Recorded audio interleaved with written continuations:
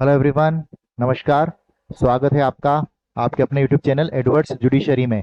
तो छत्तीसगढ़ सिविल जज के लिए हम लोग लैंड रेवेन्यू कोड देख रहे थे और ये हमने अप टू सेक्शन नंबर 43 तक कवर कर लिया था। इसके पहले जो भी लोग इस चैनल में नए हैं और पहली बार हमारा ये लेक्चर देख रहे हैं, तो हम लोगों ने एक्साइज एक्ट कंप्लीट कर लिया है और रेंट कंट्रोल एक्ट भी कंप्लीट कर लिया है। तो आप चाहें तो वो सारे लेक्चर्स भी आप देख सकते हैं।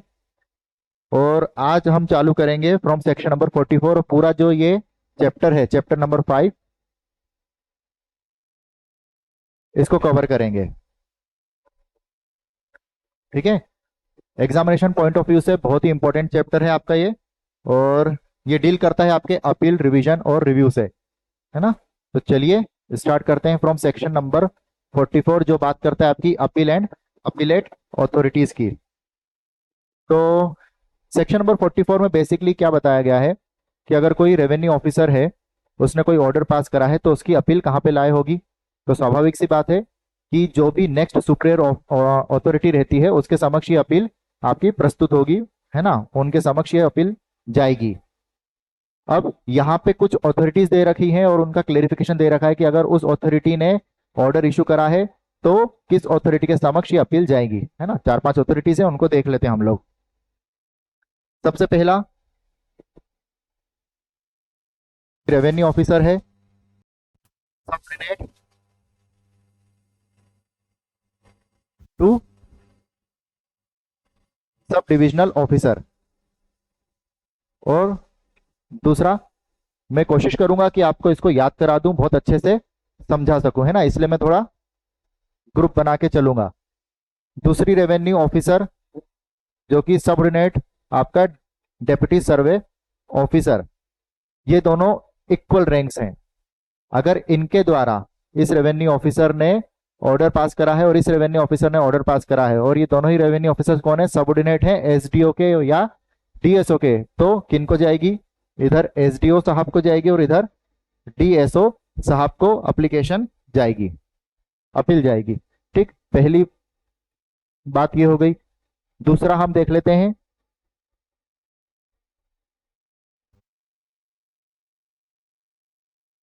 दूसरा देख लेते हैं, अगर ऑर्डर पास करा है एसडीओ साहब ने या फिर ऑर्डर पास करा है आपका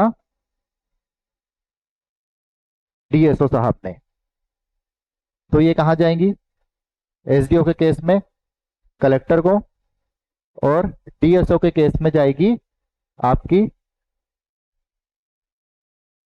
डिस्ट्रिक्ट सर्वे ऑफिसर को। यहाँ पे डी से कंफ्यूज नहीं होना, यहाँ पे डी मतलब डेप्यूटी है और यहाँ पे डिस्ट्रिक्ट है ना। तो डिस्ट्रिक्ट सर्वे ऑफिसर के पास में जाएगी। हमने अपने लास्ट सेशंस में भी ये बात समझी थी कि ये और ये रैंक इक्वल है और ये रैंक इक्वल है। हम जब आगे प्रोविजंस देखेंगे तो कलेक्टर को ये कहा जाएगा, है ना, डिस्ट्रिक्ट सर्वे ऑफिसर। चलिए, इसके अतिरिक्त और कौन सी चीजें यहाँ पे दी गई हैं। If such order is passed by revenue officer in respect of which direction has been issued, और एक प्रोविजन की बात करेगी, अगर सेक्शन 12 सब सेक्शन 3 में जो ऑफिसर है उसको डायरेक्ट करा गया है, अपॉइंट करा गया है काम करने के लिए, या फिर सेक्शन नंबर 21 में ऐसे ऑफिसर है जो अपॉइंट करे गए हैं, तो जैसा स्टेट गवर्नमेंट उचित समझी जाएगी वहां पे डिसाइड करेगी कि उन द्वारा, उन ऑफिसर्स के द्वारा जो ऑर्डर पास कराया गया है वो किसके समक्ष उसकी अपील प्रस्तुत होगी, है ना। और if such order is passed bye collector, commissioner, collector के द्वारा ऑर्डर पास करा है तो कमिश्नर के सामने ये अपील जाएगी। कमिश्नर कौन होगा, ये कमेंट बॉक्स में बताइएगा। लास्ट सेशन में भी मैंने आपको क्लियर करा था कि अगर कमिश्नर अकेला लिखा है तो क्या मतलब होगा। Next, if such order is passed bye district survey officer, अब डिस्ट्रिक्ट सर्वे ऑफिसर के द्वारा ऑर्डर पास करा गया है तो यहां पे ये जाएगा कमिश्नर ऑफ लैंड रिकॉर्ड। ठीक है, क्लियर है। इस कैपेसिटी में पास होगा तो कमिश्नर ऑफ लैंड रिकॉर्ड के पास जाएगा, उस कैपेसिटी में पास होगा तो कमिश्नर के पास जाएगा। ये भी एक ग्रुप मान लो इसको आप। आगे, if such order is passed bye, इनके द्वारा पास हुआ ये ऑर्डर कमिश्नर या फिर कमिश्नर ऑफ लैंड रिकॉर्ड के द्वारा, तो सबसे हाईएस्ट जो अथॉरिटी आपकी बोर्ड ऑफ रेवेन्यू, उसके पास में अपील इसकी चली जाएगी। ठीक है। अब यहाँ पे सबसेक्शन 2 क्या बोल रहा है कि अगर सेकंड अपील हुई है, फर्स्ट अपील के द्वारा जो ऑर्डर हुआ है, मान लो इनके द्वारा हुआ, फर्स्ट अपील लाई हुई इसके द्वारा हुआ, तो इनकी सेकंड अपील की बात करी गई है सबसेक्शन 2 में, है ना। डायरेक्ट क्वेश्चंस आते हैं इस सेक्शन से, तो ये ऑथोरिटीज और उनकी अपील कहाँ पे लाए होगी, इसको बहुत अच्छे से याद कर लीजिएगा। सेकंड अपील की बात करें, अगर फर्स्ट अपील का जो ऑर्डर है वो किसने दिया है,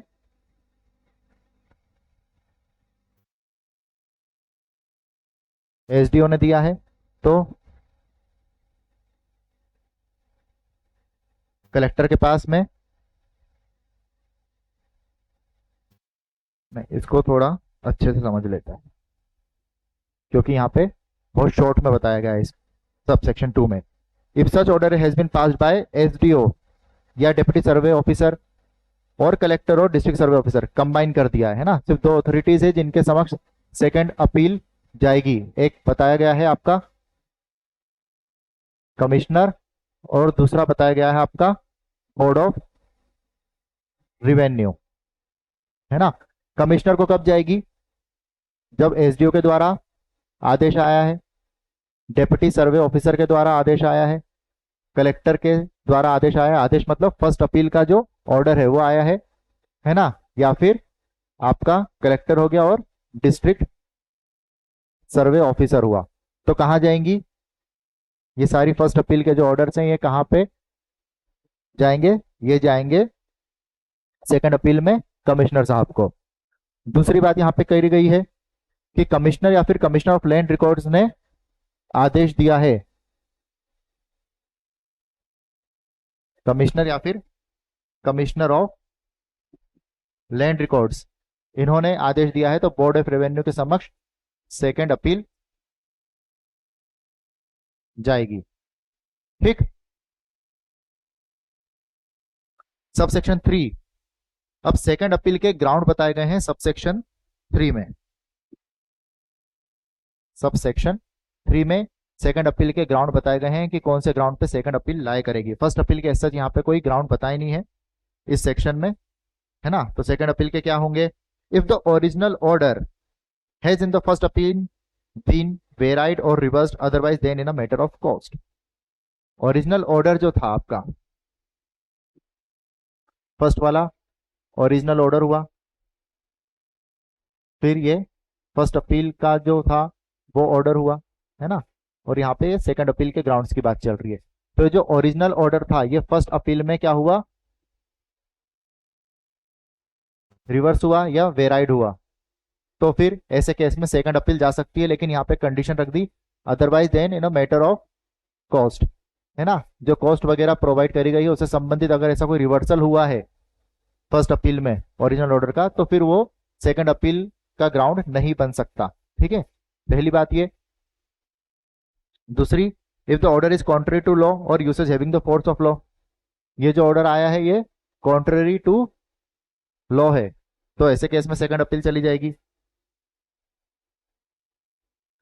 if the order has failed to determine some material issues और लॉ और usage having the force of law, material issues determine नहीं करे गए हैं, रह गए हैं किसी कारणवश, तो फिर ऐसे में जाएगी, सेकंड अपील का ग्राउंड बन जाएगा।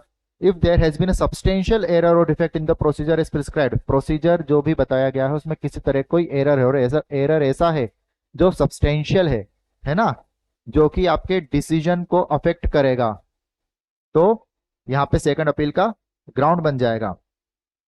उसके अतिरिक्त सबसेक्शन 4 बोलता है an order passed in review varying or reversing shall be appealable in like manner as an original order. ठीक, तो यहाँ पे जो अथॉरिटीज थी, कुल मिला के बात यह है कि एग्जामिनेशन पॉइंट ऑफ व्यू से बहुत ज्यादा इंपॉर्टेंट है। डायरेक्ट क्वेश्चंस आते हैं कि इस अथॉरिटी के द्वारा अपील कहाँ जाएगी, है ना, अगर ऑर्डर पास कराए तो अपील कहाँ जाएगी, इस तरह से प्रोविजन आते हैं। और इंडेक्स वाइज भी ये बहुत ज्यादा इंपॉर्टेंट है कि सेकंड अपील के ग्राउंड कौन से सबसेक्शन में दे रखे हैं और सेकंड अपील कौन से सबसेक्शन में प्रोवाइड करा रखी है ना। इस तरह से इसको तैयार करिएगा आप लोग। चलिए आगे चलते हैं। सेक्शन नंबर 45 जो आपका है ओमिट हो चुका है।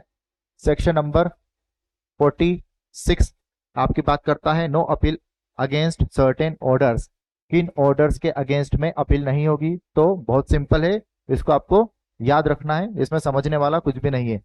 No appeal shall lie under this code from an order admitting an appeal.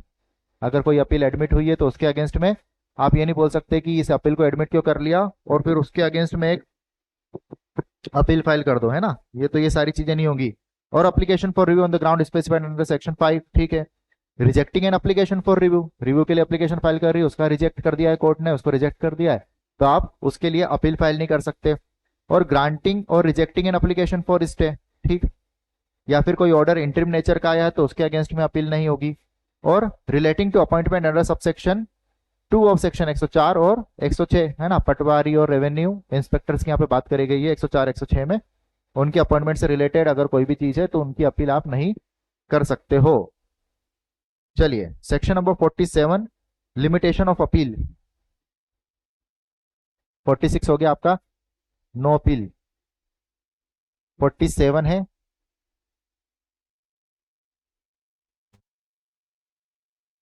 Limitation of appeal.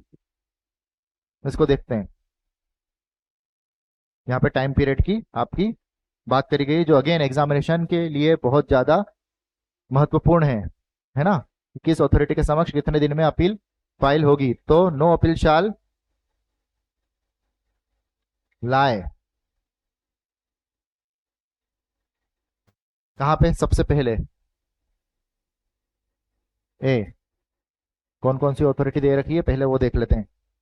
SDO, collector, settlement officer और सेटलमेंट कमिश्नर। एसडीओ, कलेक्टर, ये एक नई अथॉरिटी है, आगे देखेंगे इसको भी। सेटलमेंट ऑफिसर और सेटलमेंट कमिश्नर। बी, कमिश्नर और सी में है बोर्ड। इस तरह से इसको लिख के आप लोग भी याद कर लीजिएगा ताकि रिवीजन में आपको बहुत आसानी रहे, बार बार पेयर एक्ट पढ़ने की जरूरत नहीं पड़े। इस तरह से आप शॉर्ट हैंड नोट्स बना लीजिएगा अपना। कमिश्नर और तीसरे में आपका बोर्ड। तो इन ऑफिसर्स के द्वारा जो है वो कितने दिनों में अपील फाइल करनी पड़ेगी। 45 डेज ऑफ द ऑर्डर का टाइम दे रखा है, यहाँ पे 60 डेज दे रखा है। और बोर्ड के समक्ष 90 दिन में अपील फाइल होगी, ठीक, बहुत इजी। उसके अतिरिक्त प्रोवाइड डेट, एक यहाँ पे मध्य भारत रीजन करके दे रखी है बात, है ना। अगर वहां पे आपको अपील फाइल करनी है तो उसके लिए टाइम पीरियड 60 डेज दे रखा है। मध्य भारत रीजन से ये चीज समझ जाया करेगा। समझने के लिए बस इसमें इतना कहा गया है कि any revenue officer specified in clause a from an order passed in Madhya Bharat region before the coming to force of this code may be filed before expiration of 60 days, है ना। अगर ऑर्डर पास हुआ है इस एक्ट के लागू होने से पहले तो फिर 60 दिन के भीतर भीतर उसको उस रीजन में अगर वो रह रहा है तो अपील फाइल होगी उसकी, है ना। तो एक एक्सेप्शन की तरह से इसको मान लो, कोई खास इंपॉर्टेंट नहीं है वो। Provided for the date where a party other than a party against whom the order has been passed ex party had no previous notice. अगर कोई ऐसी पार्टी है जिसके अगेंस्ट में ऑर्डर निकाल दिया गया है एक्स पार्टी और उसको मालूम नहीं है कि ऐसा कोई ऑर्डर निकला है, तो ये गणना कहां से होगी। ये होगी जिस दिन उसके नॉलेज में चीज आई है या कम्युनिकेट होगा किसी तरीके से उसको ऑर्डर, उसको पता पड़ेगा तभी से तो डेज काउंट करोगे ना, है ना। तो बस इतनी सी बात यहाँ पे करी गई है। लेकिन other than a party against whom the order has been passed ex party, ex party को यहाँ पे अगेन क्या कर दिया है, एक्सेप्शन में डाल दिया है। क्यों डाल दिया है, क्योंकि मान लीजिए समन इशू करे गए हों और वो खुद अपियर नहीं हुआ, इन सब कारणवश ये चीज यहाँ पे लाई गई है। चलिए, copy of order objected to company petition, बहुत सिंपल सेक्शन, सेक्शन नंबर, जो भी आपका ऑर्डर है उसकी कॉपी, सर्टिफाइड कॉपी है वो आपको ले जाना पड़ेगी जब भी आप पिटीशन फाइल करेंगे तो, ठीक, बस इतनी बात। Power of appellate authority, appellate authority की यहाँ पे पावर बताई गई है सेक्शन नंबर 49 में। क्या बोल रहे हैं ये,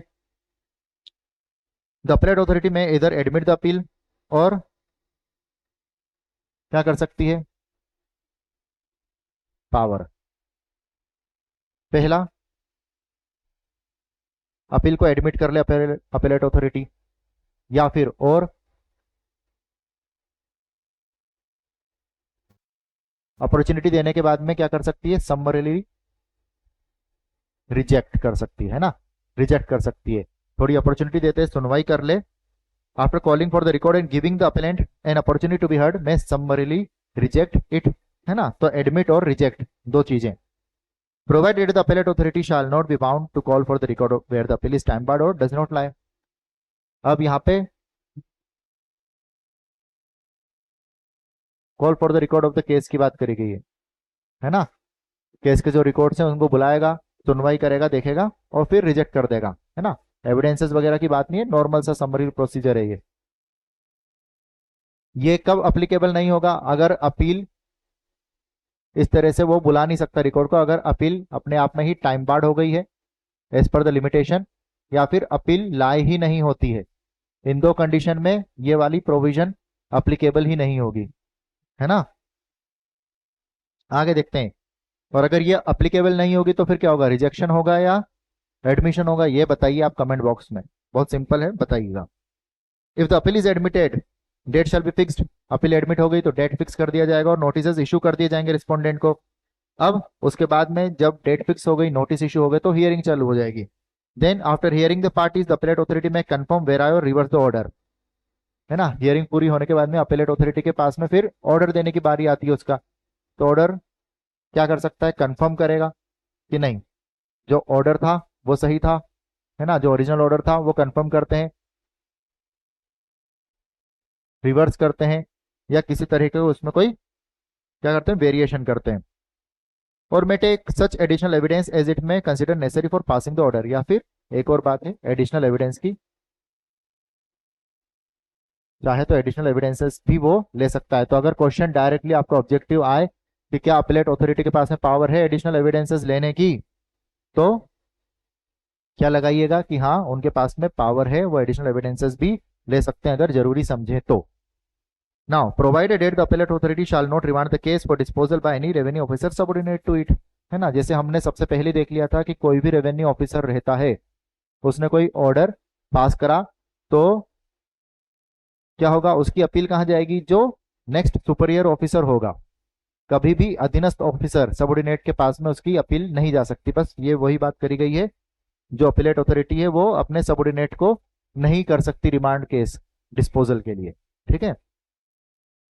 आगे देखते हैं। अगेन बहुत इंपॉर्टेंट प्रोविजन आपका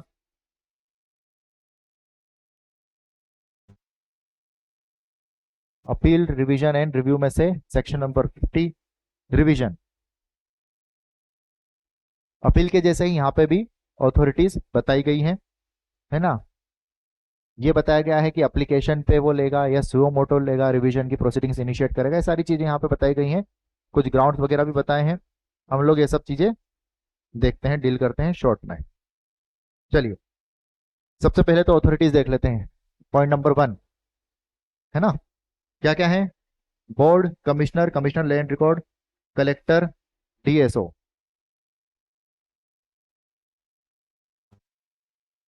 board, commissioner, commissioner of land records, DSO, और डीएसओ के साथ में कलेक्टर भी आ गया।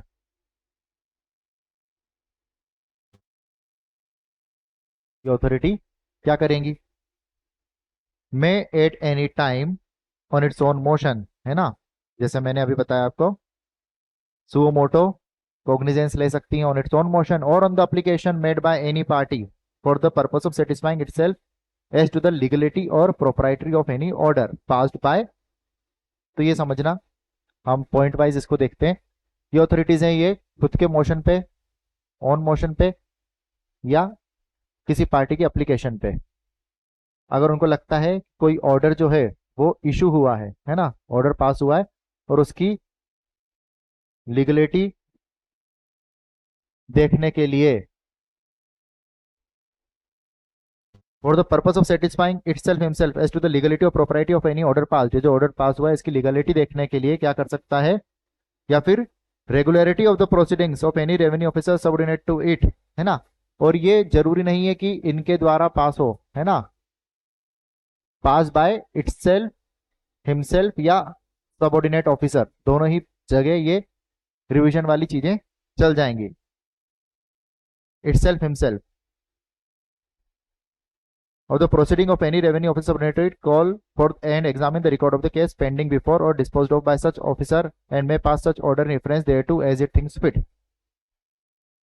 ठीक है, तो कोई भी रेवेन्यू ऑफिसर है, उसने ऑर्डर पास करा है, तो उसकी ये लीगलिटी देखने के लिए, रेगुलरिटी ऑफ प्रोसीडिंग्स देखने के लिए कि किस तरह से कार्रवाई हुई, वो जो तरीका था, जो मैनर था, वो सही से एग्जीक्यूट करा गया है कि नहीं, है ना। इस तरह के रिवीजन प्रोसीडिंग्स वो या तो एप्लीकेशन पे या सुओ मोटो हिमसेल्फ क्या कर सकते हैं, इनिशिएट कर सकते हैं।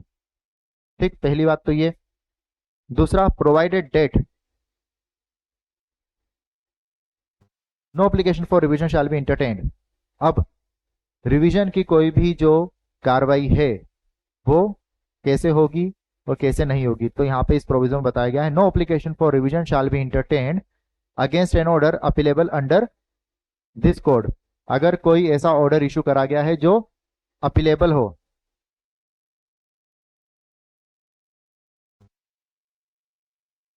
अपीलेबल हो, तो उसकी अपील होगी, उसका रिवीजन नहीं होगा। ठीक, against an order of the commissioner of land record under section 210, है ना, कंफर्मेशन ऑफ स्कीम की बात करता है 210 आपका। अगर उस सेक्शन में कमिश्नर ऑफ लैंड रिकॉर्ड ने कोई ऑर्डर इशू करा है तो उसकी भी क्या नहीं होगी, रिवीजन नहीं होगा, सीधे अपील होगा। Against an order passed in revision by the commissioner or the commissioner of land record in respect of cases under section 170B, nor shall any such order be revised by the board on its own motion। ठीक, तो ये तीन चीजें याद रख लेना, इनको छोड़ के आपके रिवीजन प्रोसीडिंग्स होंगी, है ना। स्पेसिफिकली यहाँ पे एक्सप्रेसली यहाँ पे मना करा गया है कि यहाँ पे रिवीजन एप्लीकेशंस एंटरटेन नहीं करी जाएंगी। आगे एक टाइम पीरियड की बात बताई गई है, no such application shall be entertain unless presented within 60 days to the commissioner or collector as the case may be. ठीक, ये जो रिवीजन प्रोसीडिंग्स हैं आपकी, इसकी एप्लीकेशन विद इन 60 days में फाइल करना जरूरी रहेगी।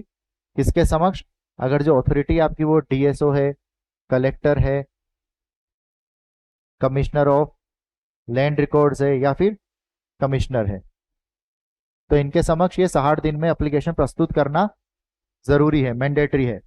या फिर अगर आप बोर्ड के समक्ष ला रहे हैं तो वो टाइम पीरियड आपका हो जाता है बोर्ड के लिए 90 दिन। ठीक, क्लियर यहां तक।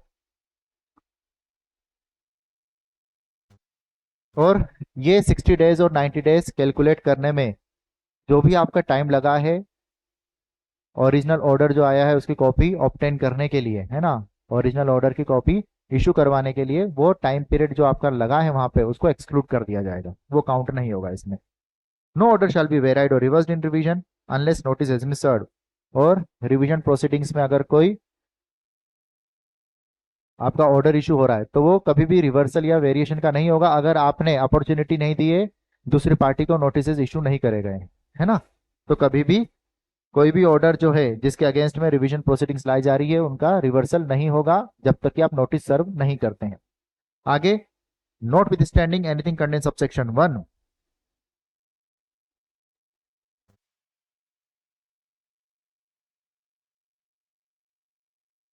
where proceeding in respect of any case has been commenced by the board, no action shall be taken by the, ये बस इतनी बात। अगर प्रोसीडिंग्स कमेंस हुई है बोर्ड के द्वारा तो no action shall be taken against subordinate authorities, जो भी होंगी वो देख लीजिए यहाँ पे, है ना। वैसे प्रोवाइड करी गई है आपकी commissioner, commissioner of land record, collector, DSO, SDO, ये सारी बातें यहाँ पे दे रखी है। बस इतना समझ लो कि बोर्ड ने चालू करी है तो और कोई भी जो अधीनस्थ ऑफिसर होगा वो प्रोसीडिंग्स में क्या नहीं करेगा, इंटरफेयर नहीं करेगा, कोई एक्शन नहीं लेगा। Where proceeding respect of any case has been commenced by in authorities के द्वारा, commissioner, commissioner of land record, है ना, इन ऑथोरिटीज के द्वारा अगर प्रोसीडिंग्स कमेंस करी गई हैं तो no action shall be taken by the collector or DSO, है ना। यहाँ पे हमने बोर्ड देख लिया था, यहाँ पे हम कमिश्नर देख लेते हैं, और कमिश्नर ऑफ लैंड रिकॉर्ड। तो अगेन नो एक्शन, किनके द्वारा नहीं लिया जाएगा? डीएसओ, मतलब डिस्ट्रिक्ट सर्वे ऑफिसर है ना ये, डीएसओ या फिर कलेक्टर के द्वारा कोई भी एक्शन नहीं लिया जाएगा अगर प्रोसीडिंग्स इन्होंने कमेंस करी हैं तो। आगे, where proceeding respect of any such case has been commenced by the commissioner, commissioner of land records, collector और डिस्ट्रिक्ट सर्वे ऑफिसर। ठीक है, अगर प्रोसीडिंग्स कमेंस हुई है किनके द्वारा? Commissioner, commissioner of land record, collector या फिर district survey officer, the board may either refrain from taking any action until the final disposal of such proceeding. अगर इन ऑथोरिटीज के द्वारा कमेंसमेंट हुआ है, अगर बोर्ड ने लिया है तो ये इंटरफेयर नहीं करेंगे, और अगर इन ऑथोरिटीज ने कमेंसमेंट करा है रिवीजन प्रोसीडिंग्स का तो फिर बोर्ड इंटरफेयर नहीं करेगा। ये बात भी यहाँ पे दे रखी है, उसको समझना। रिफ्रेन वर्ड यूज करा गया है ना, वो नहीं करेगा जब तक कि फाइनल डिस्पोजल नहीं हो जाता उन प्रोसीडिंग्स का, उस केस का, या फिर until the final disposal of such proceedings bye the commissioner या फिर कमिश्नर ऑफ लैंड रिकॉर्ड, और ये जो चार अथॉरिटीज थी आपकी, DSO, collector, as the case may be, or may withdraw such proceedings and pass such order as it may deem fit, है ना। तो रिफ्रेन करेगा जब तक फाइनल डिस्पोजल नहीं होता, या फिर क्या करेगा? विड्रॉ। तो दो वर्ड याद रखो, either refrain until final disposal or withdraw the case to himself or itself. Board withdraw कर लेगा और खुद डिटरमाइन करेगा फिर। ऐसा ही अगला प्रोविजन भी सेम है, where proceeding respect of any such case been commenced by the collector or DSO. आपको बेसिकली ये ध्यान रखना है, यहाँ पे ऑथोरिटीज थोड़ा अलग अलग है। बोर्ड है तो ये चार ऑथोरिटीज याद रख लो, उसके बाद में ये दो ऑथोरिटीज याद रख लो, उसके सामने डीएसओ और कलेक्टर याद रखो। अब अगर इन ऑथोरिटीज ने लिया है तो बोर्ड इंटरफेयर नहीं करेगा, है ना। और अगर इन ऑथोरिटीज ने लिया है, डीएसओ और कलेक्टर ने, है ना, फिर ऐसा पहले कहानी ऐसी चल रही थी, अब ऐसी चलेगी, है ना। तो कलेक्टर और डीएसओ की बात कर लेते हैं अब। द कमिश्नर और the commissioner of land record में इधर रिफ्रेन अगेन। अब जब यहाँ पे हमने देखा था ये ऐसा गया तो बोर्ड रिफ्रेन हो गया, अब ये ऐसा चलेगा तो ये लोग रिफ्रेन हो जाएंगे इंटरफेयर करने से अंटिल फाइनल डिस्पोजल, या फिर विड्रॉ कर लेंगे उस केस को और बोलेंगे अब हम देखते हैं रिवीजन प्रोसीडिंग्स। ठीक, क्लियर है।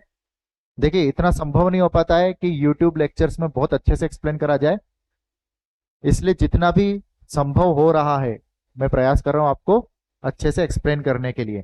फिर भी अगर कुछ जल्दी में, कुछ फ्लो में कुछ गड़बड़ी हो जाती है तो उसके लिए क्षमा प्रार्थी हूं, और आप कमेंट बॉक्स में मुझे जरूर बता सकते हैं, है ना।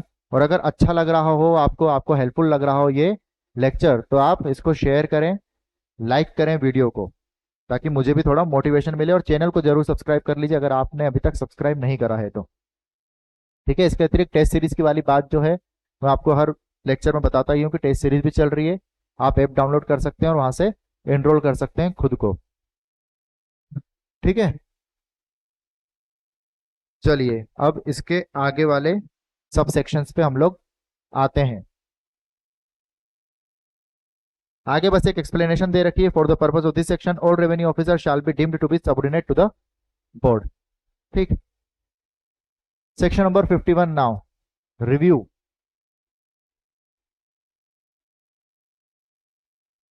रिव्यू मोस्ट इंपॉर्टेंट ये भी। सेक्शन नंबर 44, 50 और 51, ये तीनों तो बहुत ज्यादा ही आपके लिए जरूरी है ना। बाकी भी, मतलब मैं ये नहीं बोल रहा हूँ कि बाकी नहीं, ये पूरा चैप्टर ही बहुत ज्यादा इंपॉर्टेंट है। एक ये चैप्टर और एक लास्ट आपका जो चैप्टर है वो दोनों आपको सबसे पहले करना चाहिए जब भी आप एलएलसी पढ़ने के लिए बैठे, एमपी में भी और छत्तीसगढ़ में भी बहुत। चलिए रिव्यू ऑफ ऑर्डर्स। अब यहाँ पे देखते हैं कि ये किस तरह से चलेगा, एप्लीकेशन पे चलेगा, सुओ मोटो चलेगा, है ना। ये सारी चीजें यहाँ पे फिर से हम देखते हैं। Review, the board and every revenue officer review, जैसे हमने रिवीजन देखा था वो खुद नहीं कर सकता, एक ऑथोरिटी अपना ऑर्डर का रिवीजन खुद नहीं कर सकती, लेकिन यहाँ पे रिव्यू हो सकता है। तो the board and every revenue officer में इधर on it's on motion or on the application of a party interested review any order passed by itself himself, वहां पे सबऑर्डिनेट के द्वारा जो पास होगा रिवीजन में, है ना, उसका रिवीजन होगा। मतलब अगर ए एक अथॉरिटी है, बी एक अथॉरिटी है, बी कौन है, सबऑर्डिनेट है ए के, तो इन्होंने जो भी ऑर्डर्स निकाला है उसका रिवीजन ये करने के लिए ऑथराइज्ड हैं, ये खुद नहीं कर पाएंगे be. Whereas in review, review में क्या होगा, ए खुद का भी ऑर्डर का रिव्यू कर सकता है और बी के बी भी खुद के ऑर्डर का रिव्यू कर सकता है और ए भी इसके ऑर्डर का रिव्यू कर सकता है। ठीक, चलिए, और कैसे होगा ये, अगेन ऑन मोशन, याद रखिएगा दोनों पॉइंट्स, उसमें भी था ये, और on application of a party interested, है ना, दोनों ही जगह ये बात एक कॉमन है आपकी, ऑन मोशन और एप्लीकेशन। और by any of its predecessors often pass such orders in reference to, ठीक है। चलो अब आते हैं कि किस तरह से चलेंगी ये चीजें। Provided that if the commissioner, commissioner of land record, collector or DSO मतलब district survey officer thinks it necessary to review any order which he has not himself passed। चलो इसको क्लीन करें पहले, section number 51, commissioner, commissioner of land records और SDO, या फिर नहीं SDO नहीं, यहाँ पे है कलेक्टर साहब आपके, और यहाँ पे है डिस्ट्रिक्ट सर्वे ऑफिसर। तो ये चार अथॉरिटीज जो हैं, commissioner, commissioner of land record, collector और डिस्ट्रिक्ट सर्वे ऑफिसर, अगर इनको लगता है कि जरूरी है किसी ऐसे ऑर्डर का रिव्यू करना जो ऑर्डर उनने खुद ने पास नहीं करा है ना, which he has not himself passed, जो उन्होंने खुद ने नहीं करा है। अगर खुद करते हैं तो उसके लिए एक अलग प्रोविजन है, वो तो कर सकते हैं, स्वतंत्र हैं, लेकिन अगर खुद ने पास नहीं करा है, he shall first obtain the sanction of the board, पहले उनको बोर्ड की सैंक्शन लेना जरूरी हो जाएगी। ठीक है, and if an officer subordinate to the collector or DSO, और अगर कोई ऑफिसर है जो सबऑर्डिनेट है किनके, कलेक्टर या डीएसओ के, सबऑर्डिनेट है कलेक्टर या डीएसओ के, कौन हो सकते हैं सबऑर्डिनेट, कमेंट बॉक्स में बताइएगा, मैं बोलूंगा नहीं, मैं बता चुका हूं आपको, है ना। कोई ऐसे ऑफिसर जो सबऑर्डिनेट है कलेक्टर डीएसओ के और वो चाहते हैं कि एक ऑर्डर का रिव्यू हो जो कि वेदर पास्ड बाय हिमसेल्फ और बाय एनी प्रीडिसेसर, जो कि उसने खुद ने पास बाय हिमसेल्फ, ये यहां पे नहीं था, और बाय प्रीडिसेसर जो उनके पहले ऑफिस में थे, है ना, उनका ट्रांसफर हो गया हो या कोई भी कारण हो, जो उनके पहले ऑफिस में थे, उन्होंने कोई आदेश पास करा है, तो उनके आदेश का अगर वो रिव्यू करना चाहते हैं तो he shall first obtain the sanction writing of the authority to whom he is immediately subordinate। तो उनको किसका सैंक्शन लेना पड़ेगा, यहाँ पे तो एक अथॉरिटी बोल दी बोर्ड, अब यहाँ पे जो इमीडिएटली जिनके ये सबऑर्डिनेट होंगे, इमीडिएटली सबऑर्डिनेट, ठीक है, डिस्ट्रिक्ट सर्वे ऑफिसर से छोटी अथॉरिटी है तो सीधी बात है इनकी सैंक्शन लेना जरूरी है। एसडीओ साहब हैं, उन्होंने आदेश निकाला या उनके प्रीडिसेसर ने निकाला और उसका रिव्यू करना चाहते हैं तो किसकी लेंगे सैंक्शन, कलेक्टर साहब की, है ना। एग्जाम्पल से इसको ऐसे समझ लो। आगे, no order shall be varied or reversed unless notice, है ना, तो कभी भी कोई भी ऑर्डर एकदम से वेराइड या रिवर्स्ड नहीं होगा जब तक कि नोटिस सर्व नहीं करे जाते हैं और पार्टी को एक अपॉर्चुनिटी नहीं दी जाती है। आगे, no order from which an appeal has been made or which is the subject of any revision proceeding shall so long as appeal, और अगर कोई ऐसा ऑर्डर है जिसकी अपील लगाई गई है या रिवीजन प्रोसीडिंग्स चल रही हैं तो जब तक कि वो नहीं खत्म होती, so long as such appeal or proceedings are pending be reviewed, है ना, वो रिव्यू नहीं होगा उनका। आगे, no order affecting any question of right between private person shall be reviewed except on the application, अगर दो पार्टीज है ए एंड बी, दोनों ही प्राइवेट पार्टी है तो ये ऑन मोशन पे नहीं लिया जाएगा। क्यों ले भैया, आप एक एप्लीकेशन फाइल कर दो है ना, इधर ए करे या बी करे, जो भी अग्रीव्ड है वो एप्लीकेशन फाइल करेगा, उसके बाद में ही रिवीजन प्रोसीडिंग्स इंटरटेन होगी। अब आप सोचेंगे कि प्राइवेट पर्सन यहाँ पे क्यों बताया गया, क्योंकि लैंड रेवेन्यू कोड में हमने लास्ट लेक्चर में भी शायद देखा था कि जो पार्टीज रहती है वो एक पार्टी एक गवर्नमेंट भी हो सकती है ना। ये ए है, ये गवर्नमेंट हो सकते हैं, और बी एक प्राइवेट पर्सन हो सकता है। इस तरह से भी चीजें चल सकती है। तो यहाँ पे प्राइवेट पार्टीज की बात करी गई है, इस बात को ध्यान रखिएगा। Except of the party of the proceeding and no application for review of such order shall be maintain unless it is made within 90 days, है ना। और ये जो है ये 90 दिनों के भीतर भीतर एप्लीकेशन फाइल आपको करनी पड़ेगी। काहे के लिए? रिव्यू के लिए। 90 दिनों के भीतर भीतर फ्रॉम ऑर्डर, जिस ऑर्डर के अगेंस्ट में आप रिव्यू करवाना चाहते हैं, जब वो कम्युनिकेट हुआ है उसके भीतर भीतर। No order shall be reviewed except on the ground provided in CPC. CPC में जो ग्राउंड्स आपको बताए गए हैं रिव्यू के, उन ग्राउंड के अतिरिक्त किसी भी ग्राउंड में रिव्यू नहीं होगा। For the purpose of this section collector shall be deemed to be the successor in office of any revenue officer, है ना। कोई भी रेवेन्यू ऑफिसर जिले में है तो कलेक्टर को ही उनका सक्सेसर माना जाएगा। अगर मान लीजिए एक एसडीओ साहब हैं, वो ट्रांसफर हो गया है और अभी नया कोई अपॉइंटमेंट हुआ नहीं है, टाइम बिंग, है ना, मान लीजिए बस होने वाला है, और ऐसे समय अगर कोई एप्लीकेशन फाइल होती है तो सीधे उसको कलेक्टर साहब के समक्ष रखा जाएगा, है ना। ये मान लिया जाएगा, भले बाद में कलेक्टर साहब उसको मेक ओवर कर दें, जो ऑफिसर अपॉइंट होगा उसको, लेकिन ये क्या माना जाएगा? सक्सेसर माने जाएंगे इनके, जिनका ट्रांसफर हुआ है। ये बात बस इतनी समझने की है। Who has left the district or who has ceased to exercise power of revenue officer and to whom there is no successor in the district, ठीक है। An order which has been dealt with in appeal or in revision shall not be reviewed by any of revenue officer subordinate to the appellate or revisional authority। अगर किसी authority ने appeal सुनी है या revision proceedings entertain करी है और कोई ऑर्डर पास करा है, तो अगर उनके रिव्यू की बात आती है, जो अपील में ऑर्डर आया है या रिवीजन में ऑर्डर आया है, तो अगर उसका रिव्यू करवाना चाहते हैं तो आपको किसके समक्ष रिव्यू प्रोसीडिंग्स लानी पड़ेंगी?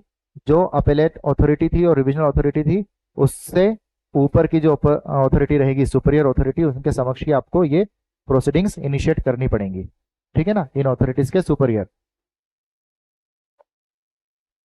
चले अगला,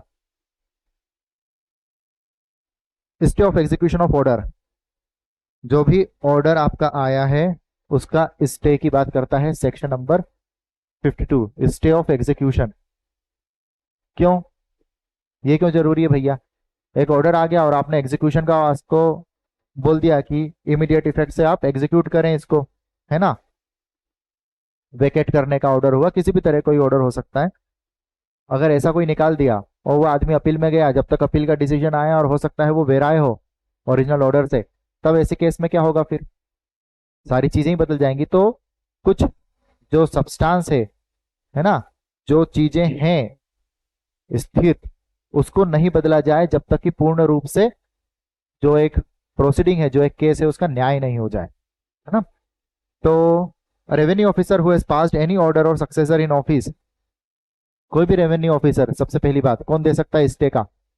कोई रेवेन्यू ऑफिसर या उसका सक्सेसर जिसने ओरिजिनल ऑर्डर दिया है, वो बोल सकता है ऑर्डर देते समय कि जब तक अपील करने का या रिवीजन करने का टाइम लैप्स नहीं हो जाता, तब तक के लिए इस ऑर्डर का एग्जीक्यूशन जो है वो नहीं होगा, है ना। तो अपने आप यहां से स्टे दे देगा, ठीक। ऑलराइट, लैप्स नहीं हो जाता और उनको एक प्रॉपर टाइम मिल जाए ये प्रोसीडिंग्स लाने के लिए इन अथॉरिटीज को। अगर इमीडिएट इफेक्ट एग्जीक्यूशन का दे देगा तो इनके साथ अन्याय हो जाएगा फिर, अगर ये अपील करना चाहते हैं, रिवीजन करना चाहते हैं। आगे जो अपेलेट और रिविजनल अथॉरिटी रह सकती है, जैसे उनके सामने एप्लीकेशन आई, वो भी ये बोल सकते हैं कि जब तक ये केस डिस्पोजल नहीं हो जाए जो हमारे समक्ष आया है, तो तब तक के लिए जो ऑर्डर था आपका ओरिजिनल, उसके लिए हम क्या करते हैं? स्टे दे देते हैं। ये जो स्टे रहेगा, इसकी बात करी गई है, ये 3 महीने से ज्यादा नहीं रह सकता, या फिर 3 months at a time, or until the date of next hearing whichever is earlier, या फिर जो नेक्स्ट हियरिंग की डेट है विच एवर इज अर्लियर, दोनों में से जो पहले हो जाए, है ना। आगे, authority exercising powers conferred by section 50 और 51 में डायरेक्ट एग्जीक्यूशन, और जो भी ऑथोरिटी है ना, जो रिविजनल है या रिव्यू ऑथोरिटीज है 50 51 में जो ऑपरेट कर रही है, काम कर रही है, वो भी सेम स्टे का ऑर्डर दे सकती हैं वो प्रोसीडिंग्स इंटरटेन करने के समय, और उनके लिए भी सेम चीजें अप्लीकेबल होगी, 3 मंथ्स या फिर ये हियरिंग डेट जो पहले हो जाए, है ना। क्लियर, बहुत इजी था ये भी सेक्शन। अब इसमें कुछ भी नहीं बचा इस एक्ट में आपका। Revenue officer or authority directing the execution of an order to be stayed may impose condition or security, अगर स्टे दे रहे हैं तो सिक्योरिटी भी मांग सकते हैं और कुछ कंडीशंस इंपोज कर सकते हैं, ठीक है। तो ये चैप्टर में अब समझने योग्य कुछ भी अब ज़्यादा है नहीं। सेक्शन नंबर 53 लिमिटेशन की बात करता है, पेंडिंग रिविजन्स कुछ भी नहीं है। Section number 55 application of chapter कैसे होगा, सिंपल। और कंस्ट्रक्शन ऑफ ऑर्डर, इनकी जितनी भी ये जो अब सेक्शन है 53, 54, 55 और 56, इनकी हेडिंग बहुत ज़्यादा ज़रूरी है, बाकी अंदर कुछ भी नहीं है। एक बार आप रीड करेंगे तो आपको बिल्कुल क्लियर हो जाएगा, और इनकेस कुछ कन्फ्यूजन होता है तो आप मुझे बताएं, कमेंट बॉक्स में बताएं, या फिर आप मुझसे कांटेक्ट कर सकते हैं व्हाट्सएप पे 7987136444 है ना। फोन लगा सकते हैं, बात कर सकते हैं, कोई भी कंफ्यूजन रहे पढ़ाई से रिलेटेड, आपकी एग्जामिनेशन से रिलेटेड, तो आप बिल्कुल मुझसे बात कर सकते हैं, यू आर फ्री। ठीक, इसका जो टेस्ट है बहुत जल्दी अपलोड कर दूंगा मैं, तो आप वो भी अटेम्प्ट करिए। मिलते हैं नेक्स्ट लेक्चर में और कवर करेंगे हमारा अगला चैप्टर। कोशिश करेंगे 5-6 लेक्चर्स में MPLRC आपका कंप्लीट हो जाए, उसके बाद में हम लोग इनिशिएट करेंगे अपना रजिस्ट्रेशन एक्ट और फिर कोर्ट फीस एक्ट। उसके बाद अगर समय बचेगा तो कुछ कुछ इंपॉर्टेंट टॉपिक्स बाकी सारे एक्ट के जो मेजर लॉज हैं उनको भी डील करेंगे। सो तब तक के लिए पढ़ाई करते रहिए, चैनल को सब्सक्राइब करिए, वीडियो को लाइक करिए और अपना प्यार देते रहिए। Thank you so much.